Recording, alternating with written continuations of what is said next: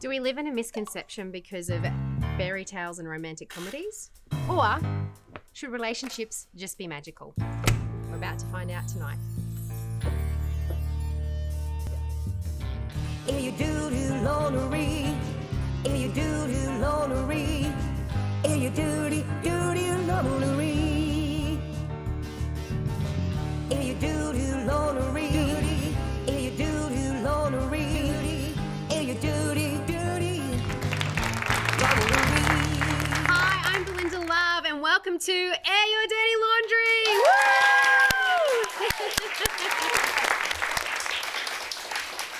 I'm your host and love expert. We are here to bring up some amazing guests to talk about some real raw topics relating to love, dating and intimacy, where we put them through the wash with our experts, Mark Rosenfeld, our dating expert, Madison Messina, our sexologist, and our controversial pseudo-expert roving reporter, Stevie Mack. So our topic tonight, we're talking about fairy tale relationships and expectations. So we need a guest to come up and be raw and vulnerable so we can air your dirty laundry. Who would like to come up today and be one of our guests? Stevie, can you do some work, please? And do something. Your legs aren't painted on. Collect the... Put it in. Stick it in. I mean... Put it in the wash. Medium? It will fit. Go on. Going over to my speed queen. Oh!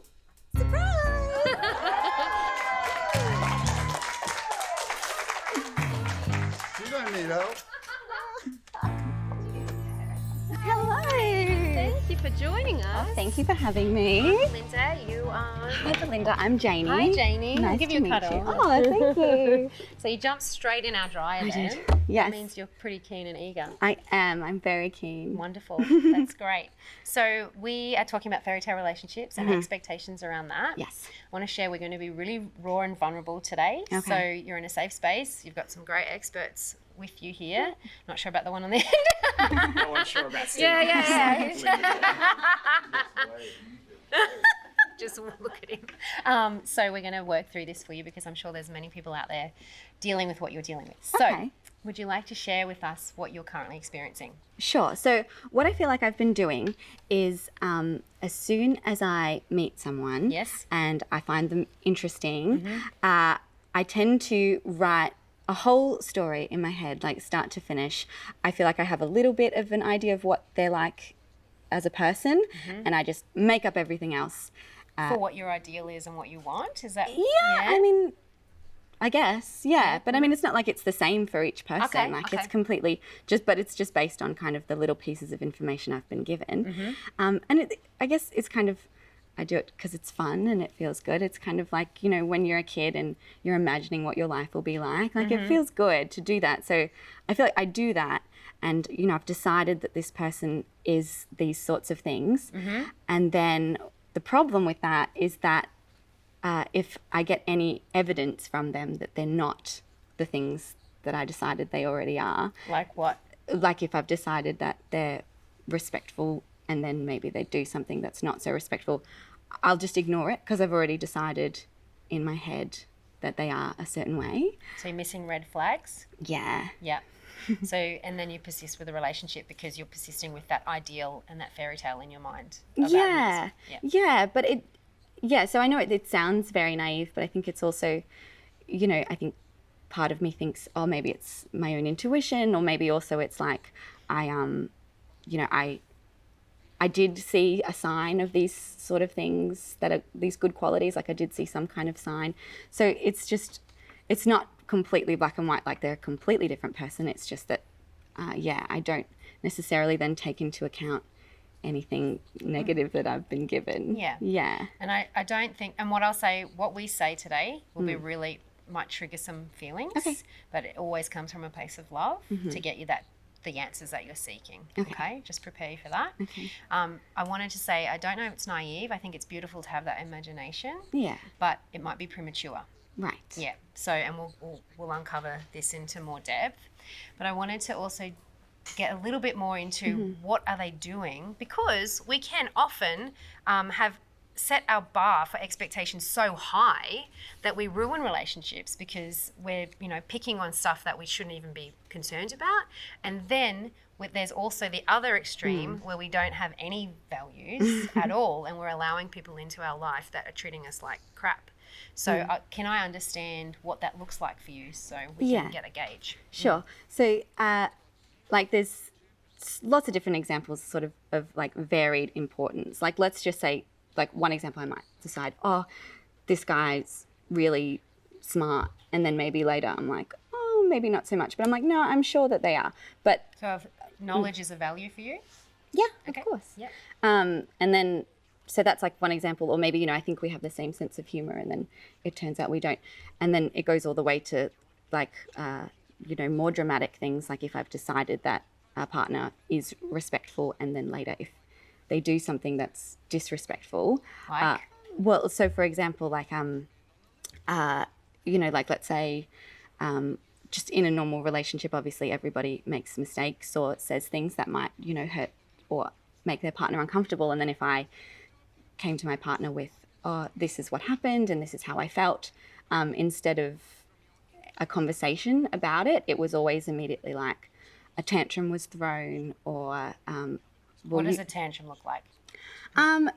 So often it could be, and this is obviously just a specific situation, but like lots of yelling. But the most confusing thing would be that the tantrums were not directed at me, or it didn't seem like it. Like they were very much like self-loathing, like I am the worst. Like he would say that about himself, like, I'm terrible, and getting really angry and upset, and which obviously makes me then want to step in and apologize, if that makes sense, rather than kind of letting him have that tantrum.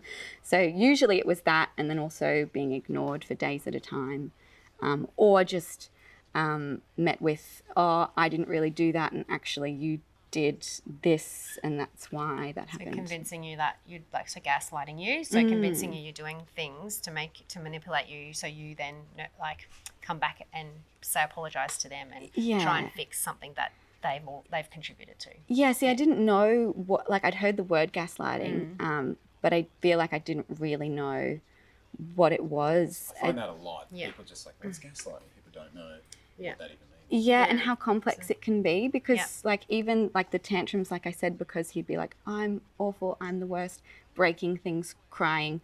Of course, then I feel like I've caused this, and then I apologize. So that was kind of the same sort of thing. Like I'd be like, I'm so sorry. I'm sorry that I'm so needy. I'm sorry that I'm so crazy. Like I'm sorry that I brought this up. Okay. Yeah. All right. So I'm going to throw it over to the experts. Please do. So we can put you through the wash. But we've, I had a point that I wanted to say. Okay, I'm going to say this one point, and then I'll throw to the experts to put you through the wash. So often, this might resonate, it might trigger. Okay. Often we attract someone into our life to prove to ourselves what we believe about ourselves. Does that make sense? Yeah. So I want to look at the self-worth here Yeah. as well. Yeah.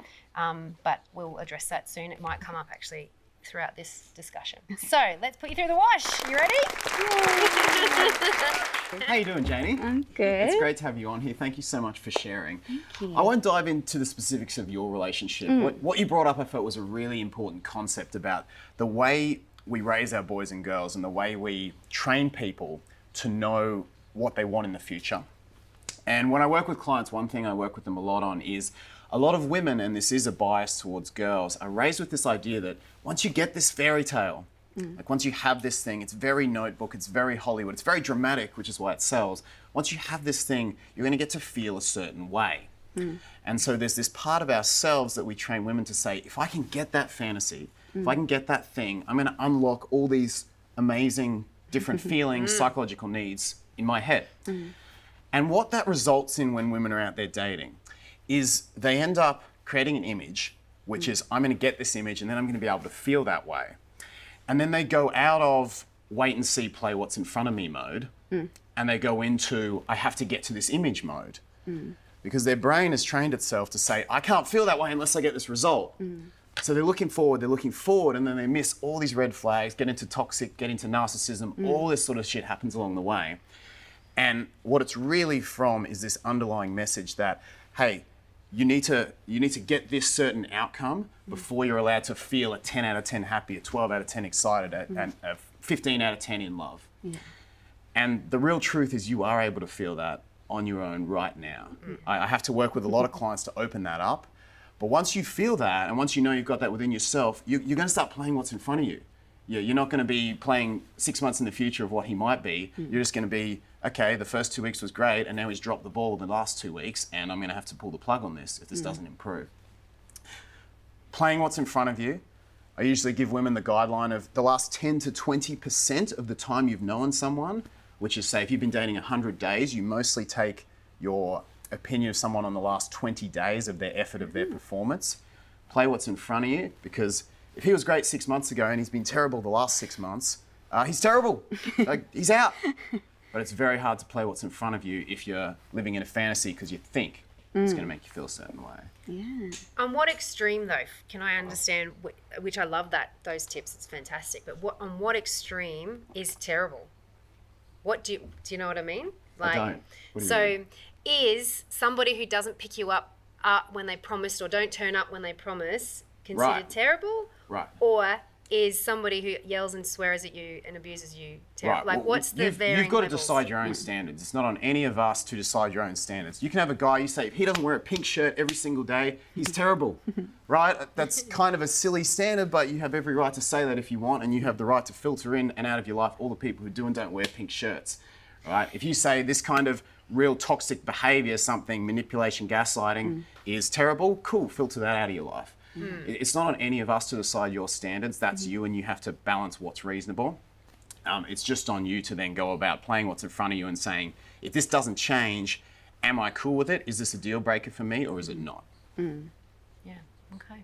Thank you, Mark. I'll throw it to Madison for her thoughts. Hi. Hello. So, what I've been hearing from you is that this is a pattern. You've had several relationships Yeah, I'd say kind of anytime I meet anyone and decide that I'm interested in them. Yeah. But just it kind of obviously expresses itself very differently every time. Yeah, absolutely, absolutely. Different And whilst you were telling your story, what I noticed is that you love to intellectualize your feelings. So rather than sitting in your body and feeling them, you're putting them in your thoughts and trying to overanalyze them, and I see this pattern a lot in repetitive victims of toxic relationships.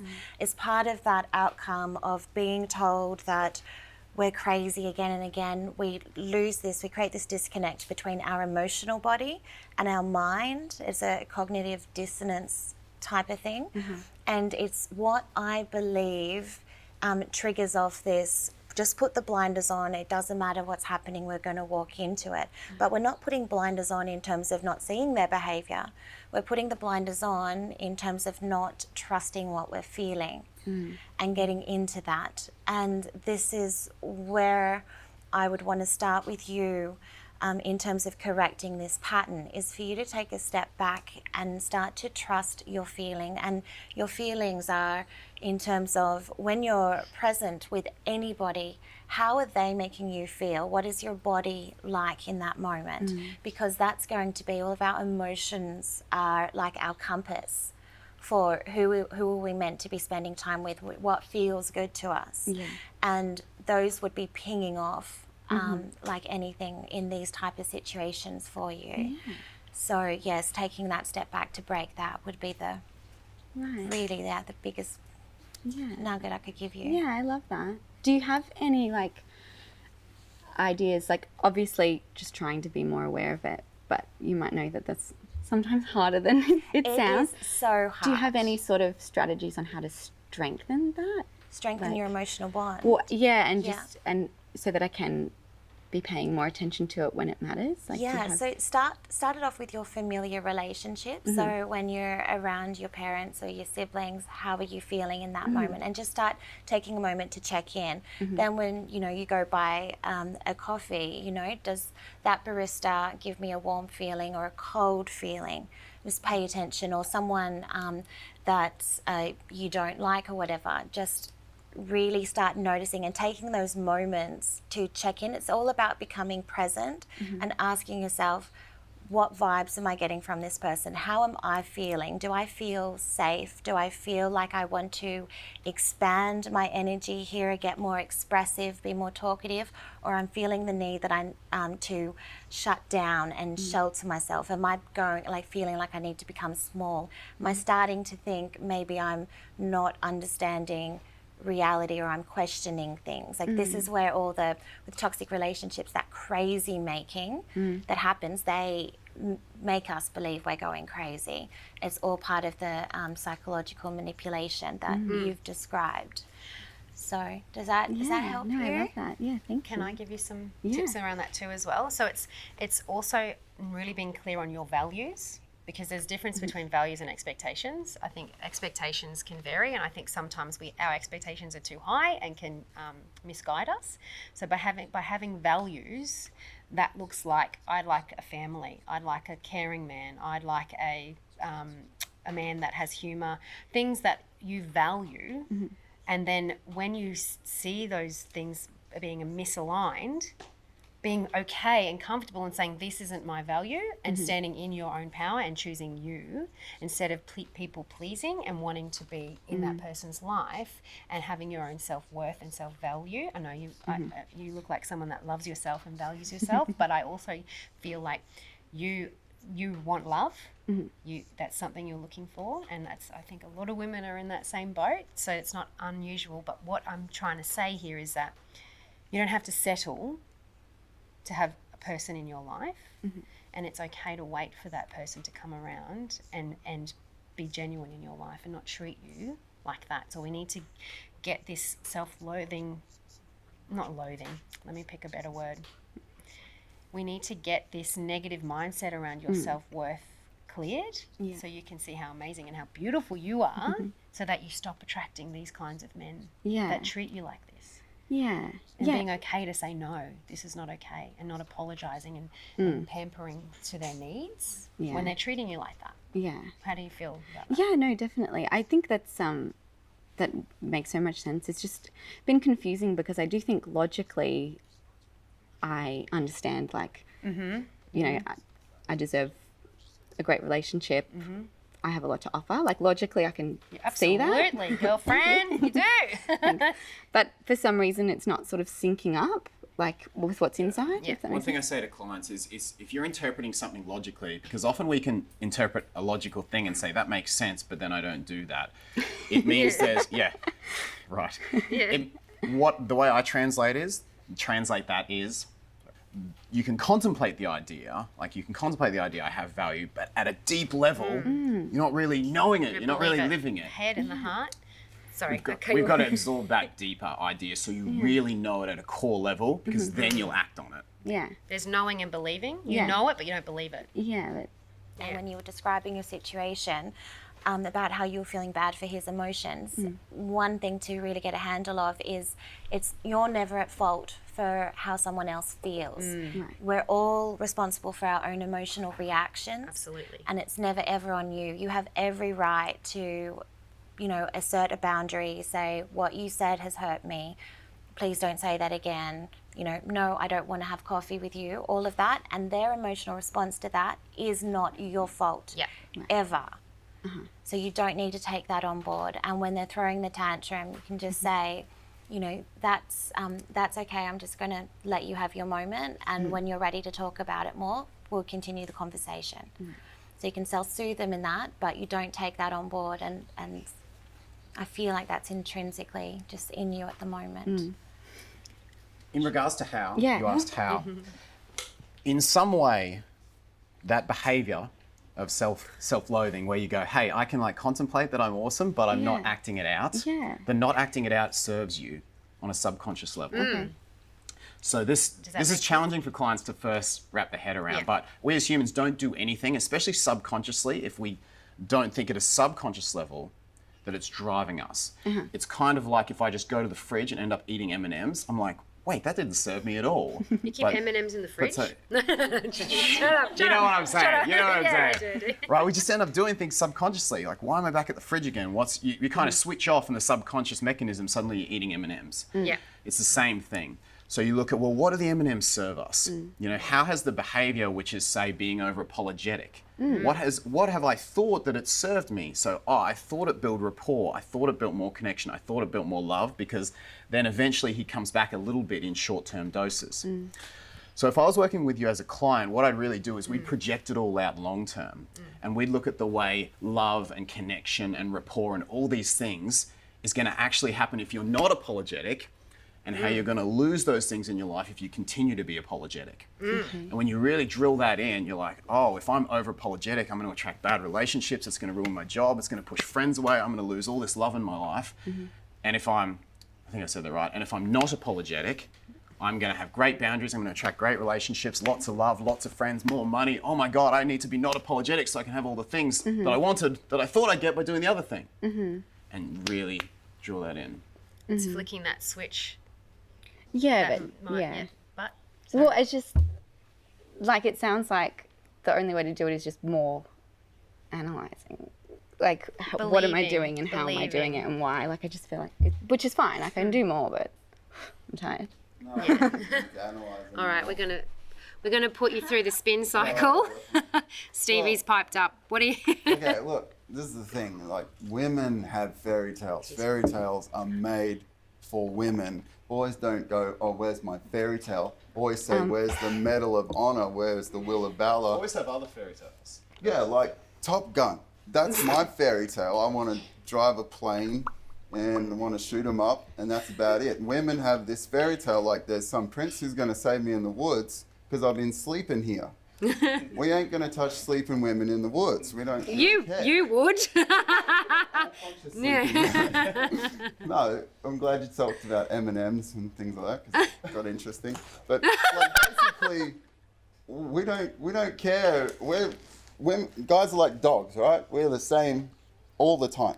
We're always ready for unconditional love if we like. Yeah, and women are like cats. So cats will come in when they need something, when they want love, when they want food. generalizations here. Yeah, that's what I do. Definitely a because dog. it's easier to live in generalization. Janie's a dog, apparently. So what I'm getting at is you guys are trained to look for the fairy tale. And if you start liking a guy, you're going to go, could he be my fairy tale? Could he be the prince? So then you're going to go through all of the stuff. You're going to sniff him out like the cat. You're going to still stay curious. You're still going to check him out, this, that, and the other, check out other guys at the same time, and then start comparing, start trying to change, start trying to mold. But guys are always the same. If he's got problems now, he's going to have problems tomorrow. It's Groundhog Day. That's it. And close. He didn't.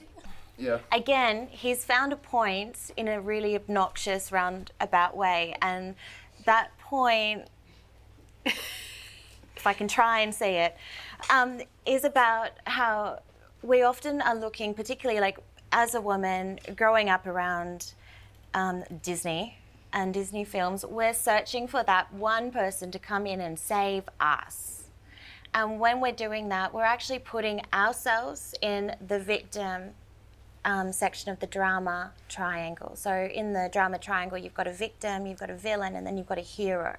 The problem is, doesn't matter what player you're picking, you're still in the drama triangle, because you've taken your own power. When we do this as or people, everyone does it, and you're giving it away, you're taking it outside of yourself. So by looking at a relationship, thinking, all I just need is that one good person to come in, and then all of my dreams are going to come true. You've taken your responsibility and your power and given it to someone else. And that's why, like, what we're trying to say here today is all about bringing it all home to you standing up in the power yourself, you becoming the person that steps up and saves you, being the person that's like, hang on, what you're doing right now is not okay for me. So I'm going to remove myself from the situation because I save myself. It's not your job. I love myself. I am myself. I don't need somebody in my life to be in my life for it to be happy. Which happiness is a choice.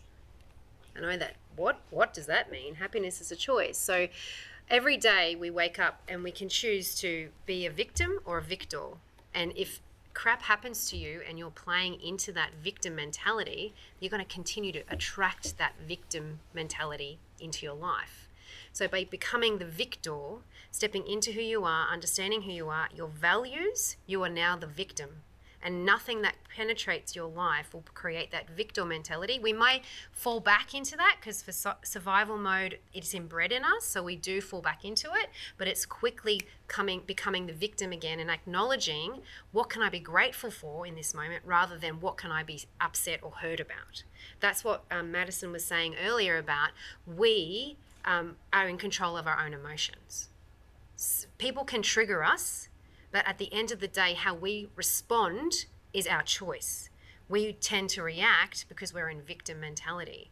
By taking a breath and acknowledging what you're triggered about in the moment and taking a second to think about how to respond, we would be so much better and more effective in our lives and happier without a partner. I'm not saying that don't have one. Absolutely, if that's what you want, but don't rely on it to be your sole purpose for life. There are so many more purposes in life. And you bring so much joy to the world. Thank you. Yeah. No, I think, I do love what you're saying, but I think for me personally, though, as well, is that maybe I spend too much time in that I'm in control of how I feel and I should choose to be grateful because, like Madison was saying before, that whole thing, then maybe something's happening that isn't good, and then I'm like, you blame yourself. Well, it's like I can choose to be grateful for what I do have, you know? Yeah, but are you blaming yourself when they do something? But do you see what I mean? Yeah. I don't feel I'm getting really tough now. You're saying, oh, there's some bad things happening, but I should be grateful Well, for yeah. what I have. Well, it's Yeah, like I'm in control of absolutely. how I respond. Like, yes, I want to cry, I want to leave. Yes. But no, I won't do that. I'm in control. That's a moment of you saying no to yourself Yes. to say yes to someone else. Yes. Which means it's a no. The minute you start to feel and you're getting into that, I want to cry, I want to leave, but no, I'm not going to do that. I'm going to choose to be grateful because you're in my life. I'm going to choose to be grateful that you're giving me this experience. I hear this time and time again. Yeah, with these patterns.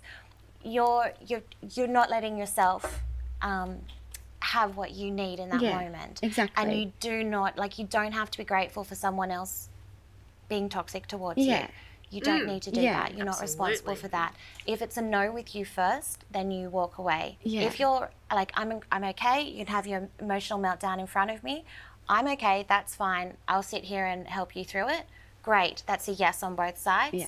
The minute you're getting that emotional no, I want to cry, I want to leave, you're out of there. Yeah. Leave. Well, you always have to come first. Yeah, and that's the reason I brought it up is just because sometimes I think, because like I said, I do a lot of work on myself. I love reading things and watching things.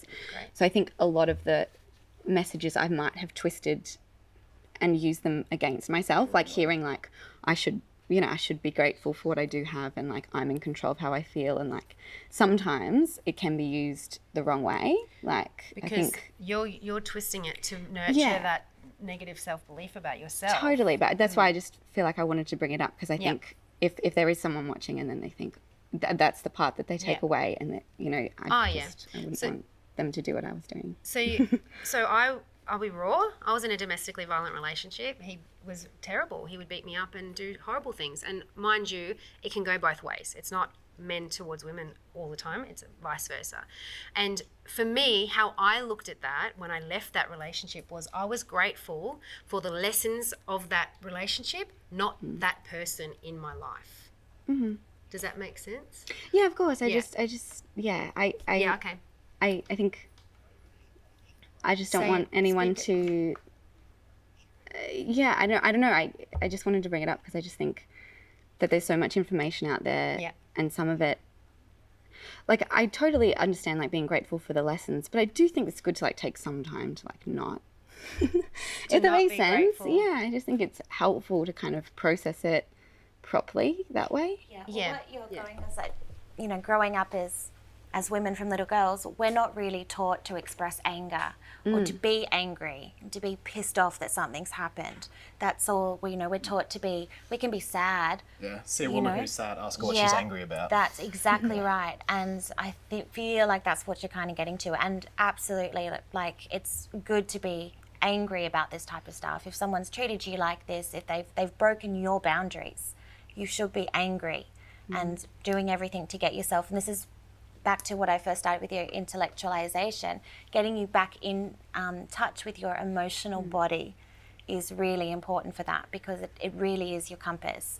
And it's okay to be, all of your emotions are natural and they're good. What we talk about in controlling your emotions and stuff like that is all about how you use them, how you respond, how you take them outside into the world. But whatever's going on in here, that's your guide, your internal guide for the situations that you need to be in or you don't need to be in. And it's good to be angry, but and acknowledge that, but to sit and live in anger forever from that relationship or that situation isn't serving you. Yeah. No, and I mean, Which is where you're finding the gratitude. Yeah. Trust your body, trust that anger. Anger. Right, yeah, You were I mean, created I'm not anger for a reason. Angry, guys, but No, you never get. I don't. I wish I could though. That's what I'm saying. Like, I You feel like it would be apologise. helpful if I could. Yeah, and maybe expressing that. Like when someone breaks your boundaries, express the anger. Yeah, I'm Well, not like, though. I pat my cat, she hisses at me because she doesn't like being patted. So she expresses that was her I boundary, don't right? blame her, actually. If you really feel that, because we all have it. And if you get into that when someone breaks your boundaries, I know what roar. So Let the inner you roar. Like, let her go, could. let her roar. what Janie's saying is that she doesn't have an angry bone in her body. I don't believe Janie. I wish I did. I want one. Her reaction mechanism is, instead of getting angry, is to apologise because she feels she's done something wrong, and to please I that think she's person. trained herself out of it. Yeah. So you. How do I? So how do I get it instead of, back? well, you don't need to please anybody. Yeah, but how do I get angry? You need to be kind to people. I don't think you need Stand to up and get angry at me. I don't know. Fun show. Something else Yeah. here. Yes, Stevie. You guys are talking about, how do I react when he does this? What about the guy? Like, from the guy's perspective, we don't want to be put on the pedestal of being a Prince Charming. We don't want to always have the solutions. We want to come home. Mark does. We want no fights. We want sex. And then we want to go back to work. Or we want to go back and play with our guys or hunt deers. Play with or- your guys. Yeah, I'll play with my guys. Basketball or something else. We don't want women problems. We don't want her calling us, and we don't want her saying, "Hey, I expected this of you. You're on my pedestal, Mr. Prince Charming. You're supposed to have the answers for when I'm crying or anything like that." I'm not, like, most guys don't want to be that shoulder. So expectation and values are partially two agree different with things. Steve. Oh, I what? partially disagree there. I think a guy does want to be a girl's hero. So I think I disagree with you to an At extent. night, when I get home and there's dinner and it's sorted out, and it's like, yes, It's look what nothing I've to do done. with I've dinner. worked all day. I've paid your bills. Used If some a money for your girl hair. comes up to you and says, Sex time. "Baby, you're amazing. What you've done for this family," you're like, "Yeah, I am." Because that's the line that we're told we have to say. If we like being appreciated, Let's be honest. We like when I you're like great in being- bed I like and being she's like, "That was appreciated, but I amazing." don't like to be held accountable when I don't say the right thing. It's Exactly. Like, listen, girl. exactly. And I actually Yeah. agree with you there, because even though we like being 100%. appreciated, Yeah. we don't like being Wrong. any sort of don't boundary. like to be wrong. Any sort of boundary thing that enters codependency, where we're now responsible for your emotions, that's an off. And So for, if you're for me as saying- well, I get Yeah. that. But I also think we need to be mindful about it. So if somebody says to you, the way you approached me in this scenario was aggressive and I don't like it, well, then you need to look at your own actions as well, in the sense that we all are accountable for our own actions. And if we're acting in a way that makes someone else feel uncomfortable, that is aggressive, for example, like Stevie, if your partner said to you, "You're being angry and aggressive to me, can we talk You know about what I would this?" say? I was like, those were the reasons you first liked me. Like, like when Janie was saying, like, I've made up my mind about how this guy's going to go, and at the beginning, it's like, well, you wanted the bad boy, or you wanted whatever you thought I was. So now I'm here in your face, being exactly that.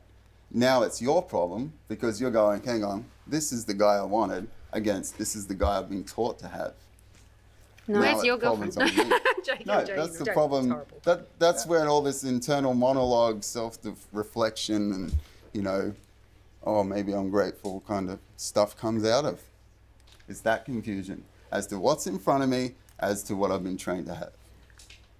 It's realigning your values and understanding that having an expectation that my partner's going to wear a pink shirt all the time is an unrealistic expectation, and we shouldn't expect anybody to dress a certain way for ourselves. If you want to And have that is my standard, you're opinion. allowed to have that. You're allowed to. It's not an expectation, it's a standard, and that's a really important difference. Well, I'm referring to it as an expectation. If you See, expect, I don't believe in expectations. yeah, that's what I'm saying. I'm removing the word expectation, because if we expect somebody to be a certain way for us, there's a failure there. You're putting Yeah. putting your values on them. Yeah. You should. Yeah. Should. And what happens there, if you're expecting someone to do something that they're not, you're not aligned. So you need to move on and find somebody that has a similar value to you. Yeah. Or Yeah. your standard that meets your standard. Yeah. So you say standard, I say pink value. shirts. Let's all clap hands together. Sorry. I'll wrap it up. Okay. So does anyone have any final thoughts before I wrap? Oh, any questions? Do you have any questions, honey, before we? Yeah, well, I mean, I guess it's just this, just the how still, because it just seems to be like, oh, you flick a switch and then it's like it all internalizes. But Okay. I'll give you the how in a second. oh, okay, cool. Do you guys cool. want to give any Please tips? do. For me, it's you need to just stop, get out of your head, and you need to stop and get in your body. So in all moments, check in, how am I feeling right now? What do I want to do right now? And just ask it, even if you don't do it, because it's going to take a while, and all of this is just about retraining yourself and getting you back, like forming a new relationship with yourself. So it is hard. It does take practice. But just like stopping and asking yourself that question whenever you can think about it, even if you never follow through with any of the actions, just being aware of what it is that you want in that situation or how you're feeling in that situation, that's your first step. Yeah? And then after that, it's your boundaries. Well, should we go Stevie next? I just want to. Well, my statement is, I think men do want to be the hero, but on our terms. Why can't women want to be a hero too? Why do we have to do this gender debate all the time? Because this is fairy tale, and the men are always the hero. Oh, so We fairy got tales are swords. heteronormative. Yeah, normative. That's fine. That's the way it was started. That's the way it will finish. All this girl power thing happened because there was less fairy tale stuff, and that's been going on for 30 years. I think it all started from society. Men were the hunters and the gatherers and protected the family, and the women were the nurturers and the mothers and the carers. That's where Yeah. it all really started, if we want to go back in history. It's been That's perpetually perpetuated. distributed. And Mark? Yeah, and without going into that, men spent a lot of hundreds of thousands of years hunting, serving women. That was how we got our purpose and a lot of our self-esteem. So without diving into that, I think there are differences in the biology that we won't explore too much. I would just say look at the fantasy. Just look at the fantasy and notice what you feel when you go into it. Like dive into it. If he's like this, he's like this. And when you look at, okay, here's what I can feel if this guy was like this. Realize that you can feel that way on your own, and then you'll be able to play what's in front of you, and these patterns won't continue. You'll call guys on their BS because you'll have it within you. You won't need them and a future fantasy for that. We as a society have been taught there's a certain way to be in a relationship. We have to act a certain way to please somebody else. Fairy tales, heroes, villains, victims. Essentially, it all boils down to what you want for yourself. If you are trying to please somebody to keep them in your life, then you need to walk away from that relationship if they're not giving back. If you're doing extra work and not meeting you halfway, you need to assess your own values, really step into those values, love who you are and what you want, be on your journey in life and not look for a relationship to make you feel important or worthy, and enjoy your life, because when you are enjoying your life and being the best version of you, that is when you'll attract the best person for you. Understand your values, know your worth, and it is okay to say no when somebody makes you feel uncomfortable, and it is okay to walk away. This is Air Your Dirty Laundry. Thank you so much for tuning in. These are our experts, Mark Rosenfeld, Madison Messina, our roving reporter Stevie Mack, and our guest tonight, Janie. Thank you so much. I'll see you next time.